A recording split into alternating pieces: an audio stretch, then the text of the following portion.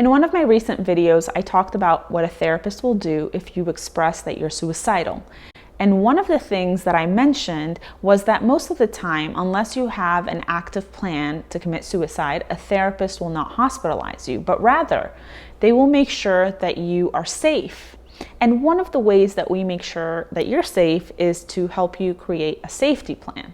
And then after I mentioned that, I received a few of you asking if I could make a video about what a safety plan is. And so I decided to roll this one out early since it's so important. But first, I want to welcome you to my channel. I'm Micheline. I'm a licensed therapist, and I am so happy that you are here. Please make sure that you hit the subscribe button so that you never miss an update, and turn your notifications on. I make videos once a week, and this way you can make sure you're always up to date. Also, if you're enjoying my videos, please drop a comment below and hit the like button. I always love to hear from you. Okay, so now that that's out of the way, let's go on to safety planning. So, a safety plan is a document that you create with your therapist when you're having suicidal thoughts. And if you don't have a therapist, don't worry, because today in this video, I will go over exactly what's on the safety plan so you can create one for yourself. And if you actually wait till the end of this video, I will tell you how to download your very own copy of the safety plan that I use with my clients. So there are 6 parts to my safety plan.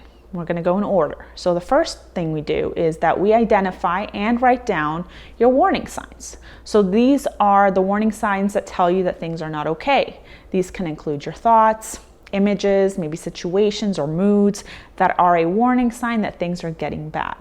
So you want to think of 3 things. For example, it can look like this.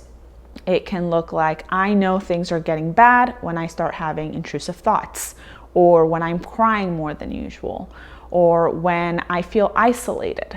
And you can write down some of those if they're true to you, or you can come up with your own warning signs once you identify them. The second part is to identify internal coping strategies.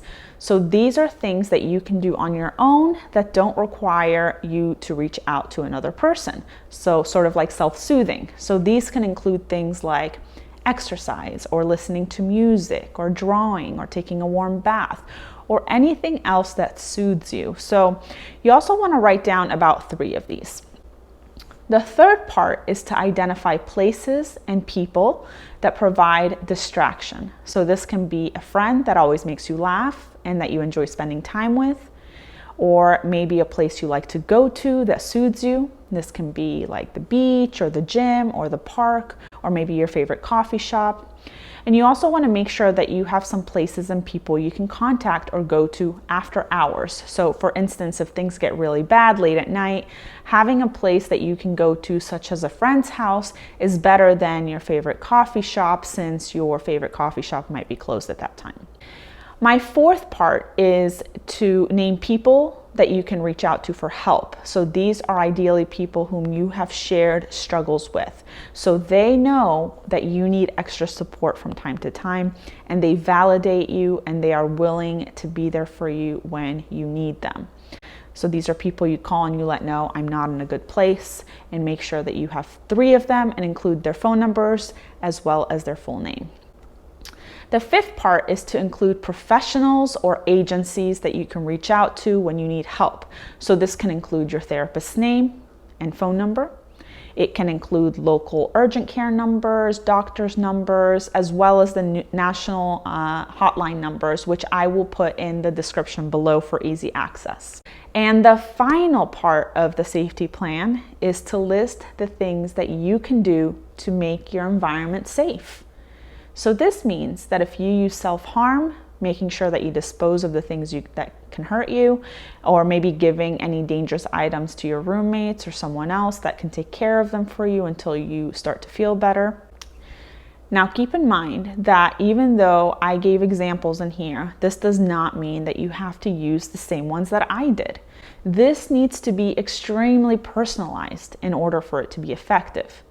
So take your time while creating it, and have a friend or someone who cares about you and knows what you're experiencing look over it with you, and you can give them a copy of it as well, so that they can remind you when you feel bad that you do have a plan. And again, I have a downloadable free safety plan for you guys. So I will link it down in the description. You want to go to my website and then you want to click on forms, and in there you will find a free downloadable safety plan for you so that you can rewatch this video, follow along with me, fill them in, or take your time, do it with a friend, and then make sure again to give a copy to someone else. I hope that you enjoyed this video. I hope that you found it useful. Let me know in the comments below what your thoughts are, and I'll see you guys next time.